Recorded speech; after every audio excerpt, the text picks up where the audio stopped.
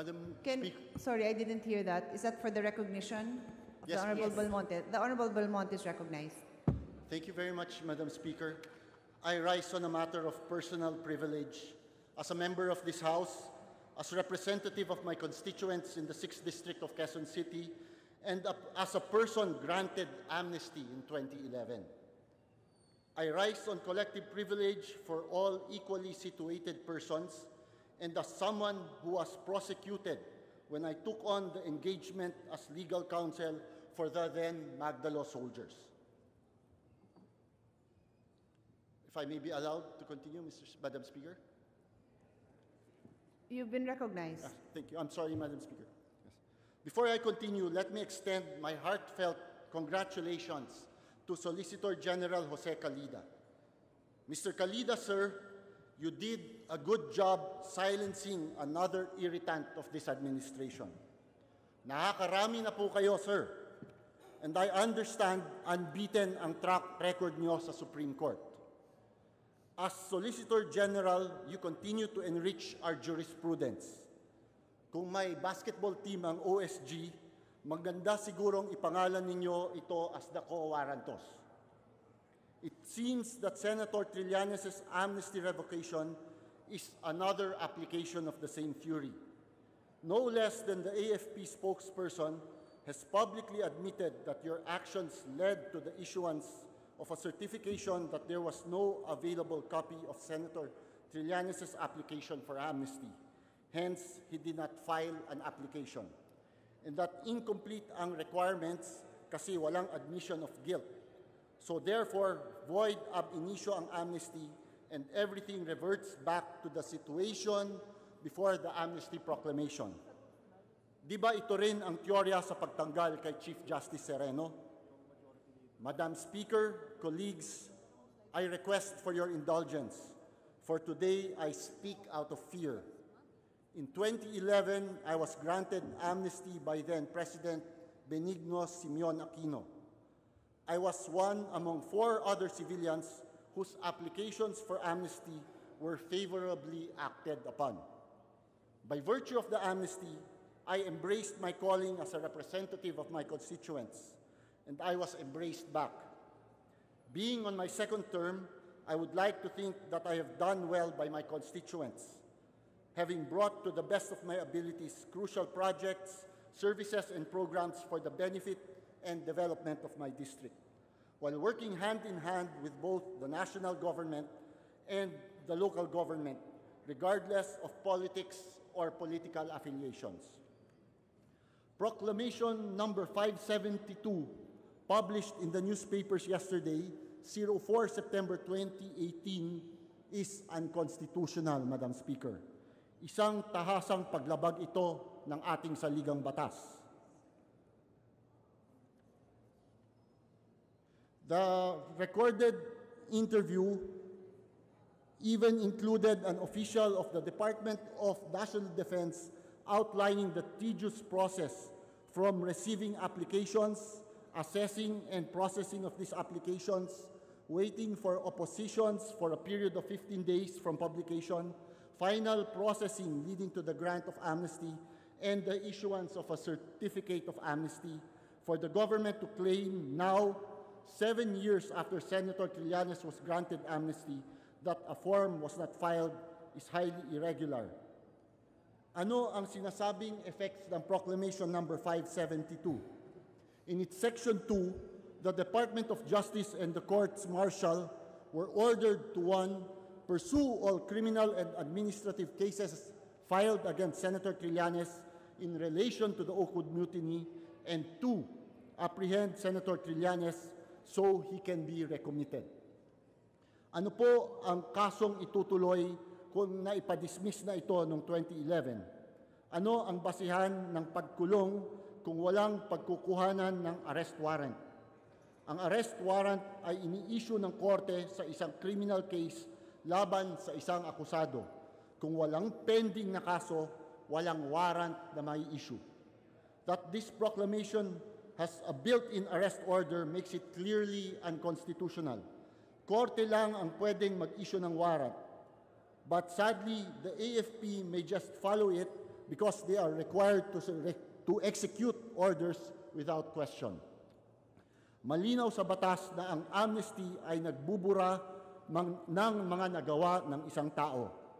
As discussed in the case of Barro Quinto versus Enrique in 1949, amnesty abolishes and puts into oblivion the offense itself. It so overlooks and obliterates the offense with which he is charged, that the person released stands before the law precisely as though he had committed no offense. Having been granted amnesty, Senator Trillanes filed a motion to dismiss his case before the Makati Regional Trial Court for coup d'etat. Said motion was granted by the court in an order dated 21 September 2011.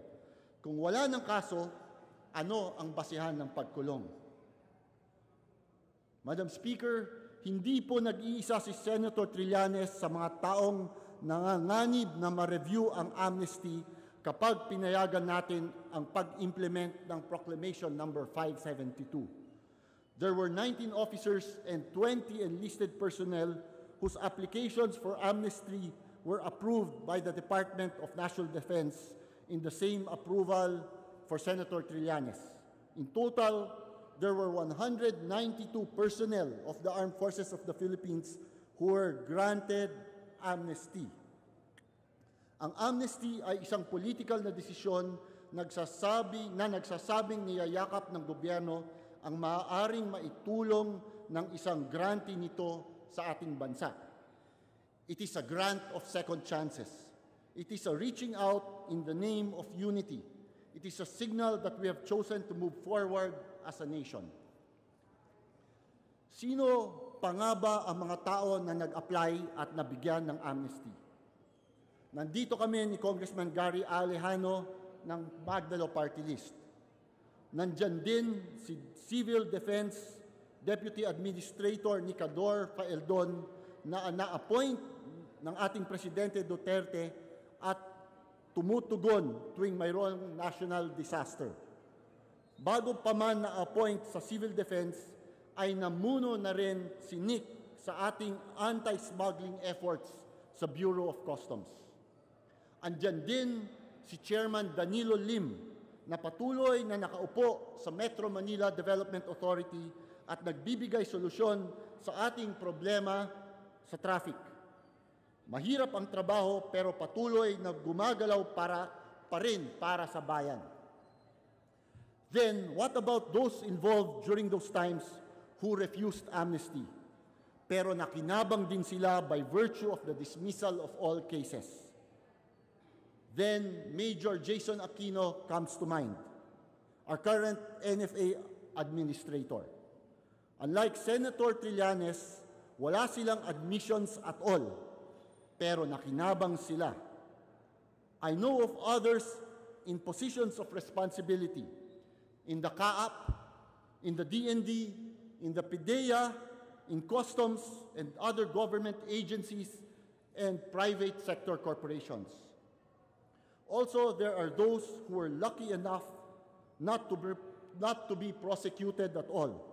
I see them all over the place, even holding prominent positions, even in Malacanang, Madam Speaker.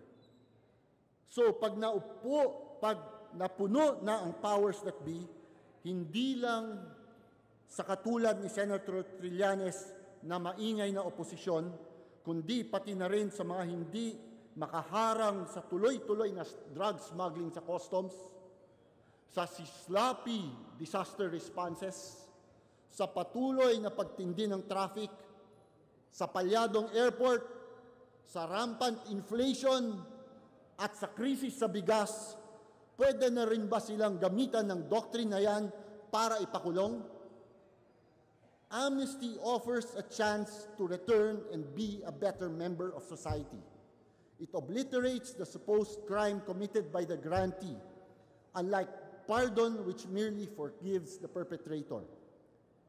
If there is any premium in accepting amnesty, it is in standing tall in recognition of one's own shortcomings. Proclamation 572 is clearly another tool of political persecution. And this holds true regardless of how we may feel about Senator Trillanes, of how we may disagree with his stance, his positions, or his principles.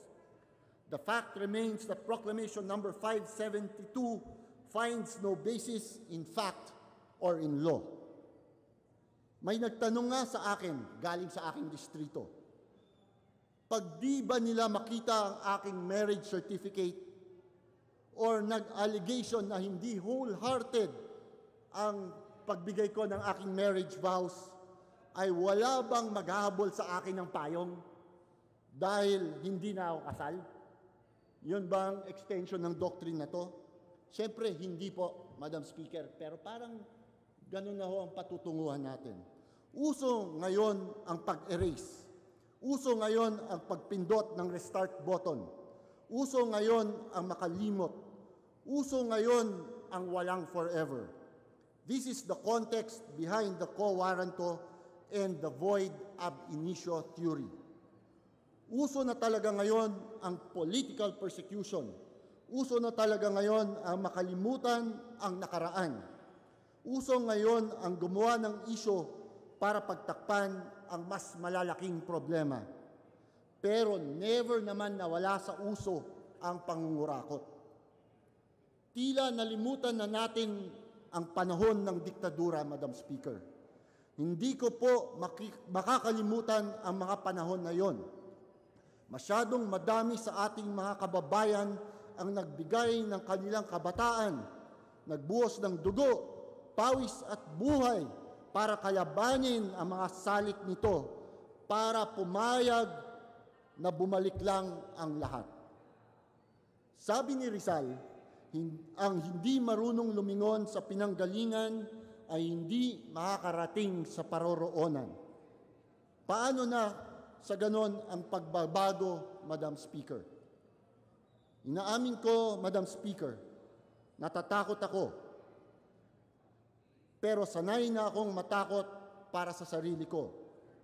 Ngayon, mas takot ako para sa mga anak ko. Mas takot ako para sa mga anak nating lahat. Maraming salamat po. Magandang gabi po sa ating lahat. Majority